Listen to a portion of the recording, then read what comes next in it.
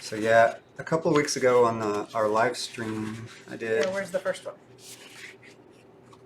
Oh, this is your go-to. Strathmore. We love Strathmore paper right now. Yeah. Well, it's just I've been working on it a lot. Greetings from Paraguay. Oh, nice. All right. Yeah. Put these in order. You're putting them in order. So this was the one I did during the live stream a couple weeks ago. Last week? Was it last week? I think it might have been last week. I think it was last week. Or the week before. One or the other. And then We've lost. from that idea, I sort of sketched this because you can see how they're kind of similar. You know, the face within a face kind of thing going on. That one over top of the other one? Like this. No, it's right on top. There you go. Now you can see that. So I went from this sketch to this, and then ended up with this one. Is the one that I kind of resolved it in. Ooh, And- he's big. Yeah. Down a little bit. So you can see it started off this way, which is kind of a. You can see the similarities in the in the design, and then how this is sort of how I do this. I do a lot of iteration that I do starts off and it happens this way, you know. Whereas this is a kind of a finished piece in of itself. It actually could get incorporated into another piece later because there's more that I want to do, and he's still going to be holding something.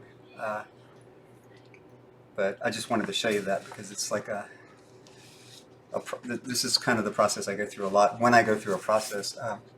And I wanted to mention that even though it says like when we talk about a warm-up drawing, Yes. that what I mean by a warm-up is just getting my head in a place where it means you're warming up. yeah, not the it's drawing. not that this is a sketch or that it's that I did it in 15 minutes because I've spent like 2 days on it. It means that I'm getting my head in the right place to continue working in the direction I want to go into. And so when I say warm-up, it's not to minimize or to make you think that like I did it offhandedly. You obviously thought about it because you drew it 3 times. Right. Well, I mean, I think that people get the wrong impression because when I say warm up, they think, oh, I'm just casually. No, I think about these things as much as I think about anything else. It's just this is me getting into it and giving myself a definition that this is a warm up drawing. In case I guess you could say in case it doesn't work out, I can go, Right. well, it's just a warm up. I'm just trying to get my head in the right place to continue the work. It doesn't. I do that with a lot of things, though, where I'll say that this is a study or a warm-up, because then all the stress is off of it being a finished piece, and I can play with it. You know what I mean? Instead of having to, resolve everything all the time. I'll let myself think about it like that. I got to a point where I sort of determined that whenever I'm working on a painting, that it's all underpainting until it's over. And then, I think of it as underpainting until I'm done with it. That way, if I need to change something, I don't feel too precious about changing something I've already done. And I can go back and even restart the piece if I think it needs to be done a different way, So. Someone asked, was it hard to get your graphite work noticed since Sandra Studio seems to lean towards paint or digital? I think that You were painting during this time. Actually, your paintings. I still feel like that there's a large group of people out there that love looking at black and white work. Yeah. And stuff like that. It's just that you have to. It depends on where you're showing yourself, right? Right. Because at Comic-Con, everything is explosive color and sound, and I'm just that gray booth that's the backdrop, Yes. But counterintuitively, that's where I did get noticed a lot for the concept work stuff that I started doing, because that's where, I met Del Toro, and where, I've gotten a lot of work from that particular kind of a show. Sometimes the gray stands out, Yeah. I think you have to, continue to try to push it to a different level, Right. so that it doesn't look like they're not just sketches as a preliminary process for a painting, that it's Right. an end in and of itself. Right. That a drawing, I differentiate between sketching and drawing. Right. But sketching to me is actually so loose that most of the time people don't even can't really tell what I'm working on. What you're working on. Yeah. I have to What? move these over and show people these. What? Oh, these? Oh, these are proportional to the size of the boards that I like to work on. So if I want to do a thumbnail or a sketch, I'll use these as my templates. So I'll print them out and then lay them in and trace around them. And trace around them To use the, because these are like it's proportional 11 by 14 or 9 by 12 so you or can do a sketch. 24 by 48, and I can do a layout and play with it, if I really want to think about it like that, which I do sometimes because working towards doing gallery shows, it definitely helps to kind of stick into a standard size that either that you're used to, Right. or that you Well, if not, you're buying custom frames. yeah, but you're like you definitely And- want to try to stream. That's where the process can be streamlined. Right. So, but Someone asked what's on the menu tonight. I'm just gonna. Last time I did like the wash thing, which I still have, which I haven't done yet. I played with it a little bit, but I liked it, so I set it aside and decided to think about what's in here a little bit longer. And plus, I'm doing contract work in the middle of this. I have some Yes. contract stuff going on in the middle of the week. So, but This is right on the edge of the other camera. I can't see it. this is the top edge right here. Okay, it doesn't really. Where did your biggest style inspiration stem from? Did anything lead you down this stylistic road? I guess I can say that I like looking quite a bit. At early on, I was influenced a lot by Giger. Yeah, Geiger. but this particular, like in 2010, In- 28, Um, 2008. there's a lot of people that I really feel inspired by. Obviously, if you know Beksinski, and there's a painter, a contemporary painter that I like quite a bit, Nikolai Samora, and also Ad Nirdrum, who has very their work is kind of has this quality to it that seems to be more than the sum of its parts. That there's an essential emotional content to it that kind of feels like it transcends the actual painting technique that they're working in a lot of ways. If that has any meaning, it just means that it looks like there's something there more than just putting down the paint right. Right. There's more there than that. A lot of what inspires me is textural stuff that I see in nature. We had one of Duncan's friends came over tonight, came in my studio, and started. He said that the stuff in my studio is just like the stuff he would have in his room if he could have it all. And I just noticed that I even though I don't always have reference right next to me, I have something nearby that's textural that I can Right. look at. That influences me, even if I'm not drawing it line for line. I'm sort of like emulating the patterns and the rhythms in certain things. But Well, someone's drunk. Someone appreciates your work. oh yeah. John says he can't stay long, but he's impressed that you don't mind answering the same questions over and over again. Well, no, it's part of the process because not everybody. It's not the same group of people every week, and so we get some of the repetitive questions. I don't really mind. It also helps me kind of to define certain things that I haven't really, thought about that much. Right. And the more that I have to articulate them, the easier it is to, I guess you could say, pass on whatever information somebody wants. But because I I spent. have friends who are trying to find the live feed, and since I've never found us when we're on there, I don't know where you go. Aren't we just right at the top under the stories? It should be, yeah. There should be a button at the top. If you're following us, there should be a button at the top of Instagram that says live. One of those little circular things, icons at the top of the app.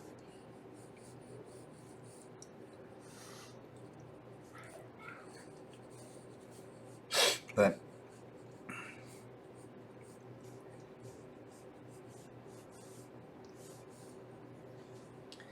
Let's see. How do you do the background of your pieces? Do you draw the background first, then work over it, vice versa? It depends on the piece. if I'm doing the ink washes, they sort of are a byproduct of creating the surface Right. that I'm going to work into. If I'm doing something like this, very often I do vignettes. But if I want to do a background, then I usually have to think about that simultaneously with everything else. Because I don't necessarily think the background, should look like it was designed by the same hand that the figure or the character is, because in the world that you live in, you don't aren't often set against a designed background. If I've often thought about taking some of these strange characters and putting them in very mundane settings, because that would make them more of a contrast. Having a cup of coffee. Or just sitting in the kitchen, sitting at a dining room table, or just because the contrast would be more would be more jarring Yeah. than say putting it in a hellscape or Right. an abstract alien landscape. Huh? Yeah, that's true. So Chris Malador says, "Hello, Williams clan." hello. Kaylin Williams loved seeing the different iterations of the idea. Oh, thank you. Does keeping your hand on the far end of the pencil like that help with your line work? Someone else asked this. I think it helps gesturally for me sometimes, that it keeps me from getting in there and noodling really tight right away, and it lets a little bit of accidental variation happen that to me causes a little more liveliness, in the drawing. I actually have an elongated, like a piece of metal over there that I'll put my pencil in the end of and draw from far away sometimes, especially if I'm working on a large piece, just to get a more gestural kind of accidental quality into the drawing, Right. so that the nature aspect of it looks a little less contrived. Right. Right. Because obviously one of the things you run into is if you've ever tried to draw any nature, if you're trying to draw a tree, it's very easy to fall into a pattern that looks not very untree-like, so oh, Oh, it's the dog. As the dog. Running from the children. Amy Baker said hello. hello, Amy Baker. Have you ever had a day where you didn't have any motivation or inspiration to draw? Oh yeah, it happens sometimes, and it's usually like over Christmas. I played a lot of Borderlands 2, so that's the thing is that if you draw or if you work, it doesn't necessarily mean drawing, but if you're working consistently, the days that sometimes that it's harder to get into work aren't as traumatic, because I do try to keep a consistent work schedule going. So if I do have a day like that, I don't sweat it too much. I sort of just kind of let it happen. I don't often have times though when I just can't sit down and draw anything. I do have times when I'm procrastinating, but that's a very much of a decision that I make, So, but for me, I usually the problem is that I have about, for every idea that I get to do, or that I sit down to do, I have about 30 or 40 pieces that I had to think about before then that I wanted to do, but it weighted exactly the same. Right. And so it's hard to choose sometimes what I want to do. I was just reading an article that Spectrum had shared about why it matters.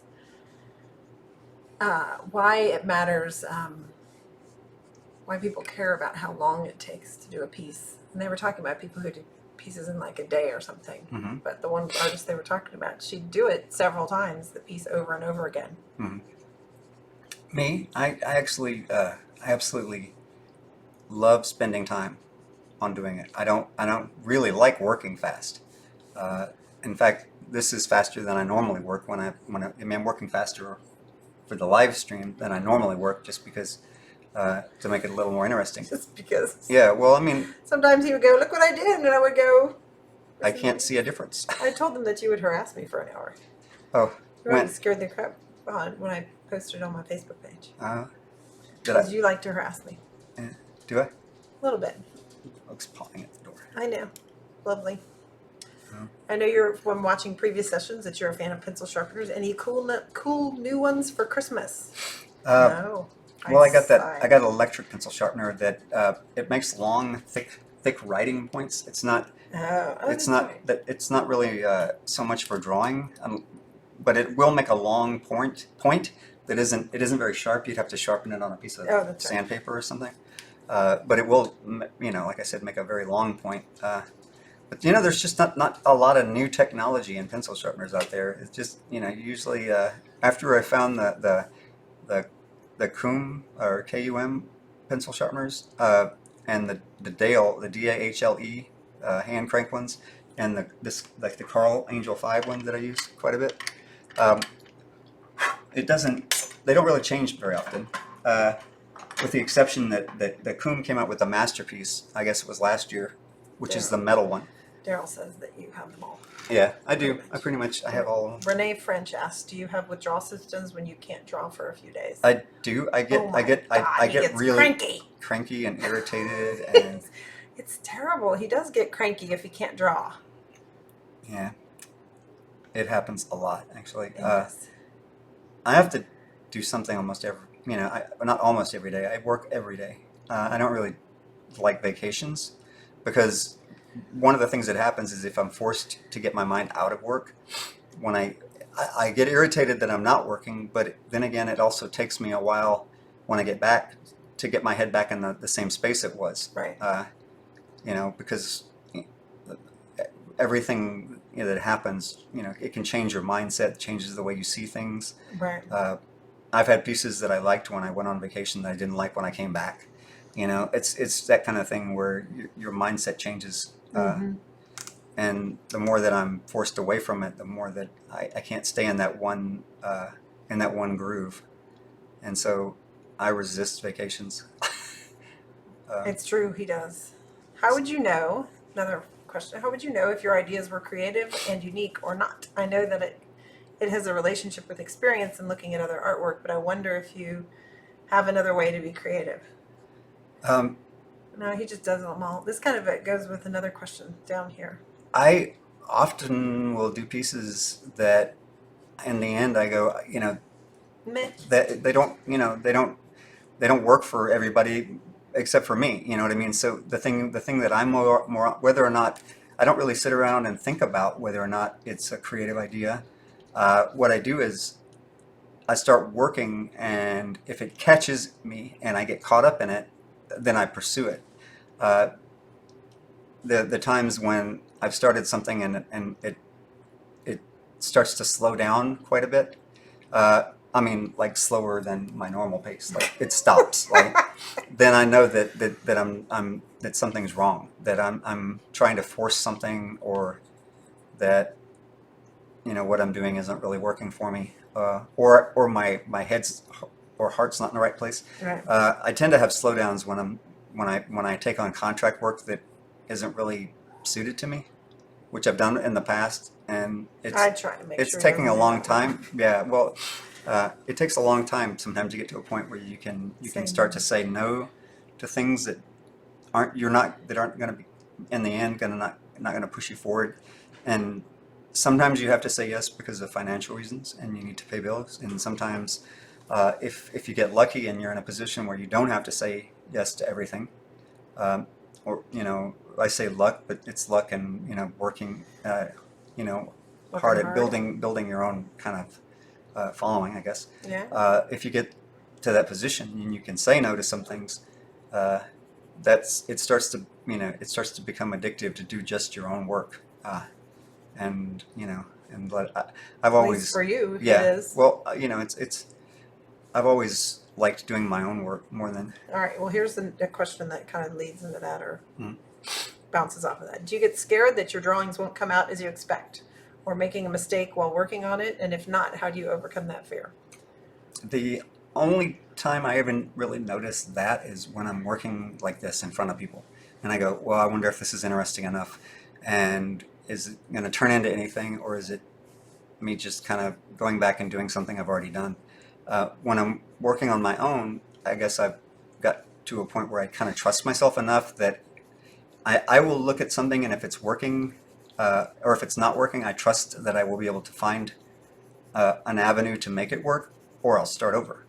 So the safety net in all of this is that you don't have to show anybody, and you can start over. And you don't have to finish it. And you don't have to finish everything that you start. Okay, If you get to me, the guideline for me became, if I felt like I was fixing a piece, trying to repair like a compositional piece, if I was doing more reparation than creating. Sorry. Yeah, if I was doing more reparation than creating, then I would just start over. Come on.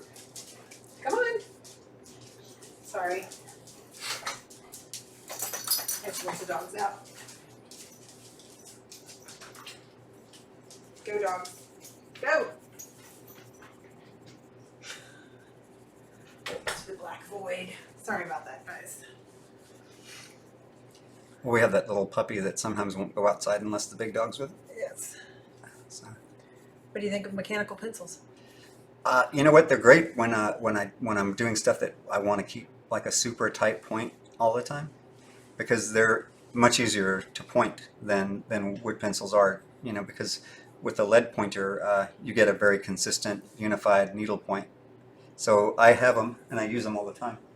Like this, a Koran Dash fixed pencil 77 with a 4B Mitsubishi Hayoni lead, and I use these Staedtler lead pointers, Lift it up a little. and they're very consistent.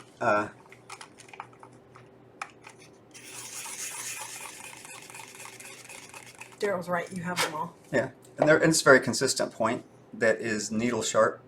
So I mean that's the easiest way. The only difference being for me is that it just feels different holding a different pencil, and for whatever reason I tend to draw more with the side of the pencil with a wooden pencil, probably because the wood doesn't really hurt the paper, whereas if you hit the side of the pencil with a mechanical pencil, With it the can metal gouge. part. Yeah, Right.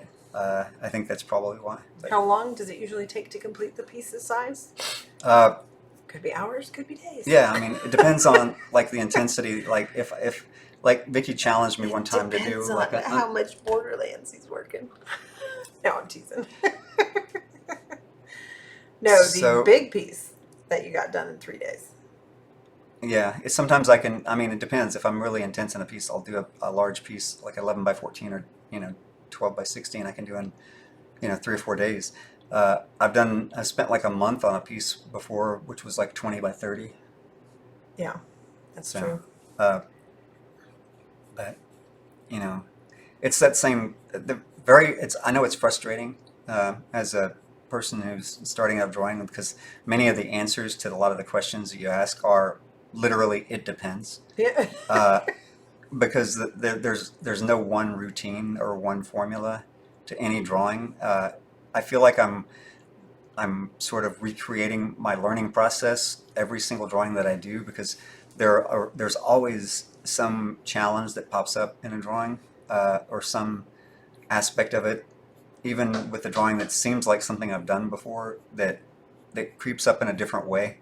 Whether or not the rhythms are working or not. Like, for instance, for me, this is not so far not very much of an interesting thing, but I feel like there's something going on that once I turn the camera off and I sit around and think about it, that I'll find something in this that I will like. That is, I can feel like there's something in it that's hidden from me right now, and I have to wait until I can be quiet enough to listen to the drawing and discover it.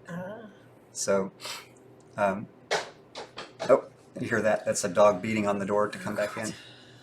So, This kind of goes with this next question. It says, your work is so imaginative. Do you ever need to take a break and draw things in front of you without adding things on, like still lives or landscapes as a practice? I like doing figurative work for that reason. I like drawing bodies, exactly for that reason.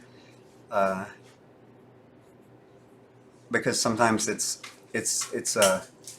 sort of a mental break just to draw from observation rather than having to essentially reinvent reality in a way,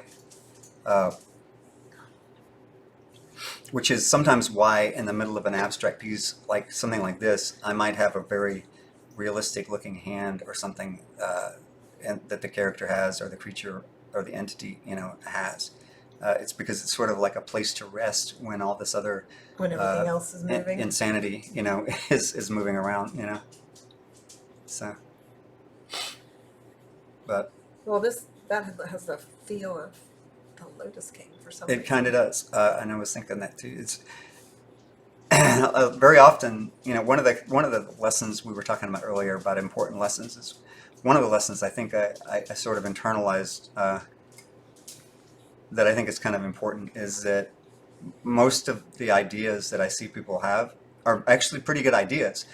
Where they suffer, though, is in development and execution. And it just sometimes people don't spend enough time work. Like I see a lot of people finish a piece and then not like it, and I look at it, and to me, it looks like they finished it a couple days too soon. Okay, this is really weird. It's like you guys are all in simpatico or something, because you'll start saying something and then this question will pop up, or the question will pop up before you start talking like this, because someone asked, what's your method for generating ideas for a piece? Which is the same, it's kind of reminiscent of what you were just talking about. It's like, I think that what I do definitely I'll keep a sketchbook that I have thumbnails in that are not very well placed. I mean, I don't really get very precious with them. They're just like scrawls, it's shorthand, and it serves the purpose. It reminds me of what I was thinking of, but it also, if I don't get too tight with it, lets my mind wander when I look at it again, and I come up with different possibilities as I see it. Very often I'll go back and look through old sketchbooks and see different things in those little thumbnails and scrawls that I've done. I don't do a lot of thumbnails, but I do draw a lot. But a lot of times it's like what you see here, where I'll just start with a small part of an idea, and then let it grow out like a virus.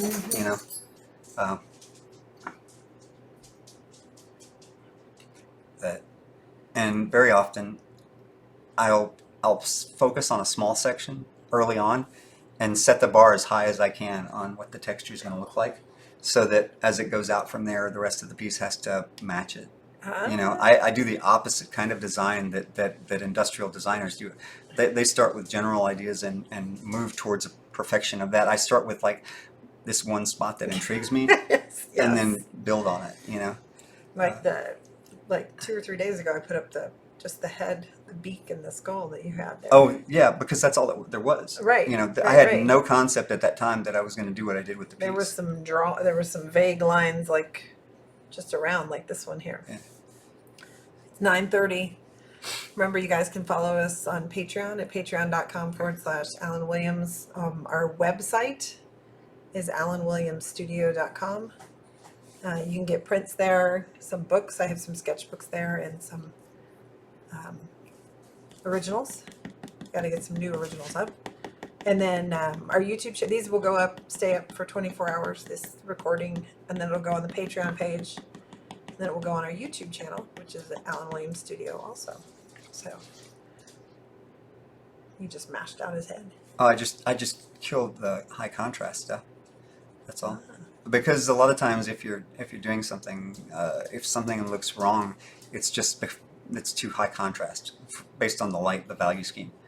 And very often when I'm drawing like this, if I go too dark in one spot, then it means that the whole piece has to overall darken before it starts to look right. Yeah. So I'd rather start off with it being a little lighter, so that I don't have to bear down as much and darken the whole thing right away, and then I can control the values a little more. That's happened a couple times where you're like, oh no. Oh, I do that all the time. Actually, I'll do like a very tightly rendered space, and then I'll go back with an eraser and just tap it out just to get rid of some of the value. All the detail is still there. Maybe that blue sucker up there. The what? The little sucker thing right there. This? Yeah. Why? Because I'm going to throw it at the dog if he does that. I guess a kneaded eraser would be better, but... What's he doing? He's pawing at the door. It's driving me crazy. Whose crazy idea was it to get a puppy? Shh. Don't tell them. That would be yours. Stop it. You can let him out. He'll just want back in 10 minutes. I know we love him. Now he's going to take... Look, But, now we got the ears. Anyway. Yeah. Sorry. We're working. We're working. So, like the other piece, the one, the Bird bird-headed guy, that was almost a different way of drawing entirely than whereas this is all shape-based, that was all very much line-based, where I would do very light kind of calligraphic lines that were more, flowing, and build off of them all over the piece, which I kind of like it when both things happen. Like you might have a center part like this that's heavily rendered, where it's very sculptural. It's very sculptural. And then have it move out to like almost a filigree kind of feel, or a... You do those so well. I like, I mean, when you make stuff up, all the time, you run the risk of making up the same kinds of things over and over again, which So you is have to which is watch. definitely why you should, take a few moments sometimes and do have some observational drawing, because it broadens your vocabulary Right. in drawing and texture. Wait, he's gonna chew apart your little thingy. Now I have to go get him. Oh. Come here. Give it to me. No, give it to me. Crazy dog. All right. You're showing so much that the dogs, people are going to want a refund. Yeah, I know.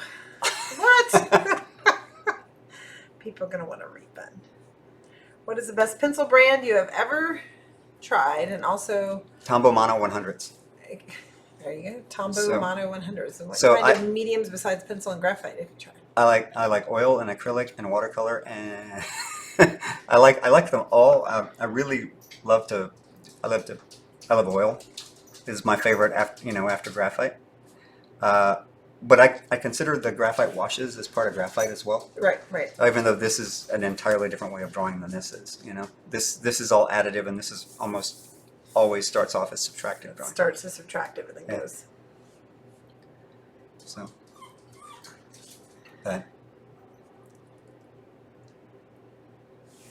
and I'm not really too, like, I could do this to a finish and then say, I like this, but I want it to be part of something else, and I'll redraw it, and I'll get the conceptual lines there, the foundational lines. I'll make sure to be similar, but I kind of like to allow for variation in the next drawing, because that keeps it fresh and alive, Right. rather than just trying to reproduce exactly the lines I already have down. Mm-hmm. That's only usually beneficial, like if I'm pressed for time. Like if it's a concept thing, that I might do a drawing like this and then trace my own drawing into the next drawing, so that I can just continue to iterate on a very similar with speed. But I don't really care about speed when I'm doing stuff for myself at all. Well, I you rarely slow down actually and then do, you get really fast. I do. You actually do Yeah. a lot of work. Well, that's what I'm saying though, is like I can work fast on my own stuff, but it's not because I'm trying to be fast. I didn't Right. practice being fast. And for the people who like to do that, I mean, more power to you. I think it's great that there are other people that I mean, they get a kick out of being able to do an entire painting in a day or less, in a few hours, which I love to watch and I love to see. That's just not me. Right. These look like dinosaur plates. It kind of does. It kind of looks. Someone said a mushroom. Yeah. Well, Duncan was talking about his Myconians, his race of mushroom-based characters, Okay. and that probably influenced some of what. Very often, Race of mushroom-based characters. my kid Duncan, he likes to come up with different RPG scenarios, and so he has this world that has a whole race of Fungi. Myconium mushroom fungi-based characters, and so very often, stuff that he and I have talked about will show up in the work sometimes. But Too funny. but I've gotten into this kick lately where I've really enjoyed not showing the entire face and having most of the expression, come through in the body. physical gesture, or just the attitude that's projected from the piece. Whether sometimes it's not in gesture, sometimes it's just in the way the lines fall, which I guess you could call gesture too, but it's not like typical human type gestures.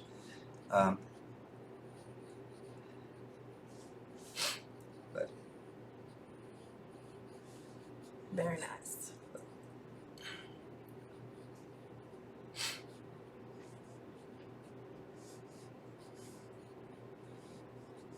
Everybody's quiet tonight. Yeah, I've been listening to an audiobook recently called The Summer of Night, which is a Dan Simmons book, which I like and I don't like at the same time, because I like that it's a horror story and it's compelling.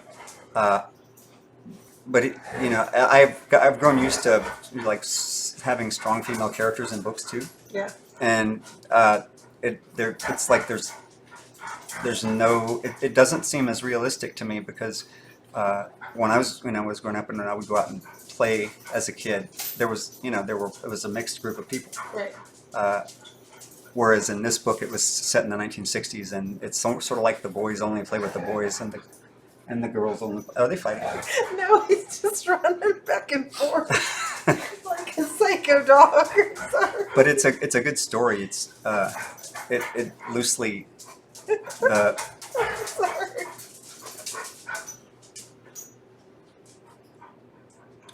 I've just been into some horror stories lately. So Well, you told me about the characters, but you didn't tell me about the. yeah, it's loosely based on like some of the legends of the Borgias, and being that they were into like all kinds of stuff, apparently. I don't. It's all fiction, so who knows what part of it's made up. I'm not historically versed on the Borgias, but it has an element of their legend in the story as part of its narrative. So, which is kind of cool, I guess. But I listen to a lot of audiobooks when I work. Okay, you have an Audible Yeah. subscription. Yeah. And it's funny because if it's a good audiobook, I'll sit here and be working and, I'm very, obviously as creatives, we teach ourselves to, we teach ourselves to make things up, and I'll sit here and I'll start hearing things in the house. And I'll be looking over my shoulder, which on one hand it's like, I get tense, but on the other hand, I kind of love it because it means it's a good audiobook. It's sort of suspending my disbelief in the real world, which is what I think good horror does. It sort of, for whatever brief moment, makes you believe like, maybe something could happen. Like that, like I said, Hereditary was kind of traumatic in that way. I have not yet watched Hereditary Yeah, because of what you We're said. getting a mini ice cream. Get them out of here, please. Ouch. Thank you. We're getting a mini ice cream. Okay. Thank you. I've always said that like really brilliant horror will damage your psyche in some way, at least a little bit. Not in a permanent way, but just in that way that like you leave the film like feeling so overwrought in a way. And I felt like that with Hereditary. It was sort of like, to me, that was like a new version of The Exorcist was when I was a kid. And yes, I was one of those kids who got to see The Exorcist when I was way too young to see it. I didn't see it. till I was Actually, in what was funny college. was I read it way before I even watched it. I read the book The Exorcist, which has actually got a lot more traumatizing stuff in it Oh, really? than the It's movie does. creepier. Yeah. Yeah, it's usually happens as the book is. It's like The Shining. Yeah. Is it beneficial to go to an art college if you want to have an art career?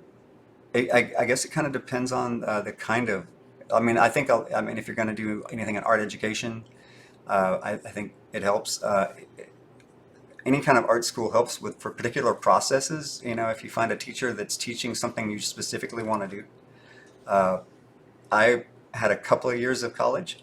I think if I had to do it over, I might have gone to an actual formal, like art school rather than a liberal art school, rather than a regular college. Something specializing in the arts. I think that if you can afford it, it's good to have a kind of a focused, that focused curriculum, I guess. If you can't afford it, I think you can find almost everything you need to learn or want to know how to do online now. If you can't afford the college. Yeah, yeah. And, in fact, like I say, I attribute like a lot of one of the things that I think has to happen with artists is that the process of drawing and painting they have to de-romanticize it to themselves, make it at first less mystical, less magical, because a lot of people look at things and they just, they'll say this, the reason why everyone always tells you that it's, God-given talent is because they can't conceive that a person could learn how to do such a thing, right? Whereas you've always said that you can learn how to. Well, yeah, I learned early on that you can learn how to do almost anything better, and actually I spent time. I went to the Illustrators Masterclass (IMC) for 3 or 4 years. Was it 4 years in a row? I think, and then Right. again, I've been to it like 4 or 5 times, and every single time I go there, it's not always about learning technique. Sometimes it's just about being in a room with people and seeing them struggle in the same way that you are. That I think is a benefit. And it also helped me when I started doing concept work, because I would be, as a concept artist on location, you're kind of locked in a room with 5 or 6 other people, Right. drawing in the same environment, kind of bouncing off of each other a little bit, and going to the illustrator's masterclass, I was, you're there for a week with about, I think there's like 70 or 75 people that attend it, and you're split into different classrooms, but you're working right alongside other people who are, engaging in the struggle to, more or less uh, in the same way that you are, maybe at different levels, but kind of together. I think it's definitely worth experiencing, going to something like that. I went to a paint mixing class, color theory class, in California with Graydon Parrish. Was doing the Munsell, very, very systematic color mixing based on Munsell values, the Munsell method and all that, which was fun. For 2 weeks, we did nothing but mix paint and match swatches, which was interesting, and specifically helpful if you like to paint intuitively and you mix color and then you run out of that color and have to repaint and have to remix it. It's a really good like, now I know how to do that. Yeah. I can get the exact color that I mixed. Yeah. So match it up to the little chip and then produce more. Yeah. Which is why they always have giant palettes full of. Yeah, which it's funny because he does that for his own paintings. He'll sit down and figure out mathematically all the color, which I still don't do that, but I actually use it in that way I was talking about when I want to match colors or bring in color harmonies and stuff. I can go back and do it now with that system, and it's not easier, yeah, isn't it? because the other way is just having so much experience with paint that you do it intuitively, which I would have had to start painting at the same time that I started drawing to be able to do that kind of intuitive color mixing in that way. So I do this thing where I'll mix something and I'll say, oh, that color looks good, and then everything else in the piece is based on that color. So I tend to do a lot of monochromatic pieces, but or very low, like maybe 2 or 3 colors, and occasionally I'll do something surprising that's brightly colored.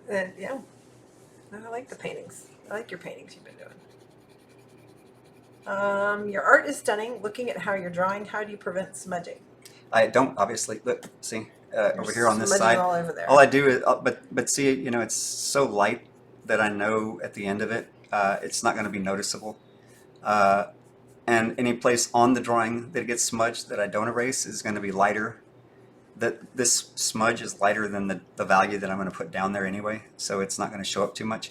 And then if I get to a point where it starts to be a little more precious and I don't want to disturb it, like if I've already rendered all this and I don't want to like grind my hand into it, I'll use this, which is basically a maul stick, that a flatter maul stick. I don't like the round ones because my hand always rocks back and forth on it too much, but I like the flat ones because it's just like, it's like drawing with your hand on the board. It's just offset just a little bit. I sort of, once I started painting and realized I had to do this for a painting, because you can't lay your hand on wet oil when you're painting, I figured that I might as well start doing it when I'm drawing to get used to it. And it was one of the best things I did, I guess, because once I got used to it, I don't even notice it now when I'm drawing and painting. That you're a little bit over. If I just go, oh, I don't want to mess this up anymore, I'll just move it over and start working. Right, and it's on a board here. Yeah, I've got a frame around my entire desk. And a board at the top. Yeah, and even on the sides. And then I have this board that I put a piece of wood on at the top, and there's this wire that keeps it from sliding. So even if it bumps up, it won't slide. It won't go anywhere. Nice. So it's supposed to win well all the sawing and hammering and. Or no, I guess they're on with clamps. And then when I'm drawing in different places, I have those painting cradles that I use, it's the same concept. It's a cradle board that I put, on the back side of a cradle board. It's kind of like that alcove that I put the drawing in, and then I have a board to put my hand on. Yes. So. Do you have any recommendations on master classes for drawing? That the only thing I've ever read in terms of drawing technique, I guess I read there's the Julian Aristide's traditional drawing book, which is really good. There's the Charles Barks drawing course, which is very, very academic, and you can, if you're just starting out, it's drawing the sphere, drawing the casts, and right. drawing the book plates and stuff to basically learn how to control value with your hands. But other than that, I've never had any classes on drawing, it's always just been about experimenting on my own. The number one thing you can do is draw a lot and just get used to it. And it won't turn out all the time. No, and don't expect it to. But one of the things I've been talking about a lot lately is that I think the true value of practice is that it gets you used to how hard something is to do, so that you forget that it's hard. It's still as hard as it was. You just forget to it. You just forget that it's hard occasionally because you've been doing it long enough that it doesn't matter anymore. Because I'll tell you that I'll sit down and I'll think of something and there's a piece that I want to do or whatever, and I'll go, well, that's going to be hard, but I'll do it anyway, you know. And occasionally I'll sit down and go, I have this idea, and I go, that sounds like a lot of work. Yeah. And then you always come back to it. But I always come back and do it anyway because I'm like, you know what? If it's a lot of work, it just means that somebody else will probably shy away from doing it, and I think that's probably a good judge about some things. Is, you know, it's that old phrase that if you have to be willing to do things other people won't, and if you do that long enough, you get to a point where you do things other people can't through practice. You know what you've also said is that, like, you said it about the concert pianist. Mm-hmm. They're not coming into practice in front of all the audience. They practice at home. There's a difference. Yeah, there's definitely a difference between practice and performance. Right. I think that, you know, sometimes you forget that that when you're at home and you're doing these things, any piece you do can feel like practice. But at the same time, you also have to be able to perform, and that's something that actually also requires practice. You know, performance also requires practice in and of itself. That is different than just practicing. So, setting yourself up which means setting yourself up with like a brief, having limitations, right? Oh, I see. That's performance. Being able to make yourself work at a certain level within the context of what your client or your gallery or your public or yourself, you know, and it should mostly be yourself. What you want to achieve with it. Yeah, you know? But he says this. Someone says, but I use Photoshop. Still have to practice with Photoshop. Well, yeah. I mean, you will always. I mean, Photoshop is just another medium. I mean, it's you know, there are people that do it better and worse than other people, and you get better from, you know, practicing. I do digital work. When I do some contract work, I'll paint in Photoshop. Occasionally I use Painter and Sketchbook, but it definitely the whole thing with that is, I mean, you get certain things get really fast, you know, which I love, especially in contract work. You know, the ability to go back and forth between masking layers and you know, and things like that. The ability to make changes very, very late in the game, you know, which, you know, is much harder to do in a traditional piece. But which is another reason why I kind of like doing my own work for traditional things, because I follow it where I want it to go or where it wants to go, and I don't have to worry about that. Whereas with the contract work, you know, you definitely want to be able to make changes. So even if you start traditionally, a lot of times you'll end up finishing a piece, you know, digitally. It depends on what you're, you know, doing and how much you're willing to, you know, paint over or work over what you've already done. But yes. Well, we have like 5-10 minutes left. I don't know when we started. I like that top part. 5 or 10 minutes. So make sure you visit our website at AllenWilliamsStudio.com. The YouTube channel is at AllenWilliams Studio. And our Patreon is patreon.com, just your name, Allen Williams. Mm-hmm. Yeah, that part is like strained right there. This is exactly how I started with the Stillborn King. You know? Stillborn King, oh yeah. And then I had a piece like this that I redrew. And that's right. You were right. Yeah. It sort of reminds, I don't know, it reminds me of all that stuff reminds me of a pine cone for some reason. Huh. Oh, yeah. But still reminds, maybe it's the back plate of the Lotus King too. Mm-hmm. You know, the head plate. Well, his is the circular thing. Yeah. Right. I mean, it's circular. It's different. Joe Beth says, thank you for doing the live streams. Oh, you're very welcome. We'll keep the dogs out next week. They'll be crated. before the live stream. Yes, Yeah. before the live streams. They don't drive me crazy because they're driving me crazy. A lot of times I'll try to find my bigger shadow shapes as well, right away, and then try to focus on how do I make the light around these, how do I make it more dramatic, Someone asked what your favorite beer is. I like actually very, very dark beer. I like triple stout. What was it? Macusson triple stout is one of my favorites. Ooh. Yeah. So I like beer that tastes like you're eating a loaf of bread. It's too dark for me. It's really dark.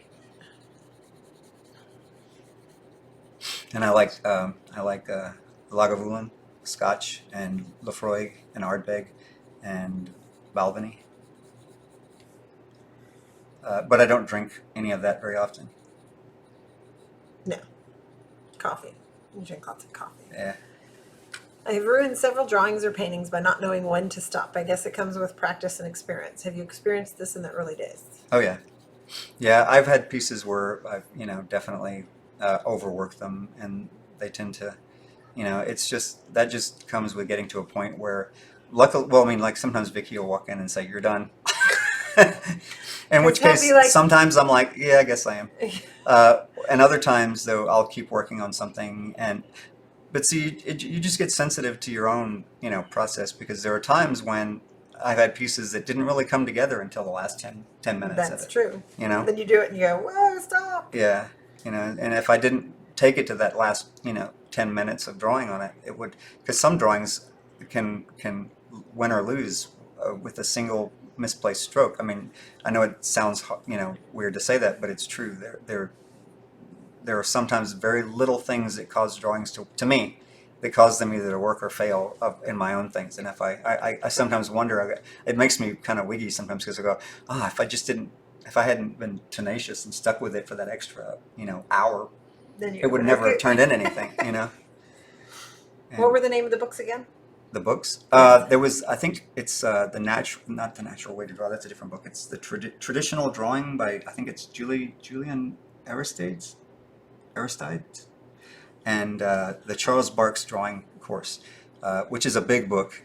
I'll try to post them tomorrow when Yeah. I post, because I'll post a finished piece of the bird guy. You might even be able to find you might be able to buy a PDF of the Charles Barks book, but the whole point of that book is that it has drawing plates that you're supposed to reproduce, you're supposed to copy. You're supposed to copy. And part of that is just tricking you into practicing a lot. Tricks you into practice a lot. It's like hooked on It's like phonics. It's like anything that tricks you into practicing a lot will get you a long way. Yes, it's Strathmore 400 series drawing paper. Yeah. With a tiny Tombow Mono 100. Yeah, this is getting to the point where they're almost done. I have another sharpener that'll take it all the way to the metal, right here. But you can't grip it then, right? It doesn't. Yeah, I have to take it out to sharpen it. So.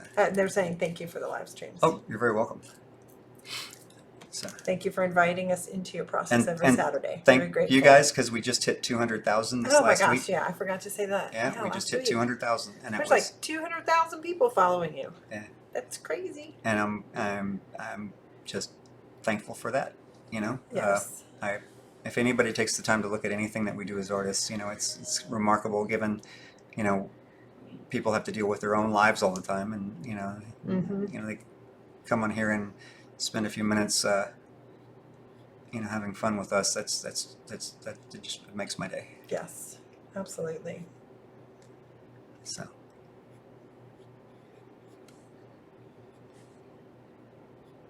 I know, and everyone's always so polite too. Yeah, it's rare that anybody's ever been I know. mean, or we don't get that very often. Lately, I've been getting the ads that pop up. I have Yeah. to go and delete them. But. It's 10 o'clock, and you guys got to go off and start drawing things, and I guess I have to throw some kids into the bed. Yeah. 10 or 15 minutes a day is all you really need to start, and eventually I guarantee it'll take hold, and you'll end up spending way more time than that. But if you only have 10 or 15 minutes a day, then use it. Yeah. A little done often Makes much. adds up. Yep, makes much. All right, and we're gonna sign off, you guys. Have a good week. We'll see you next weekend. Bye.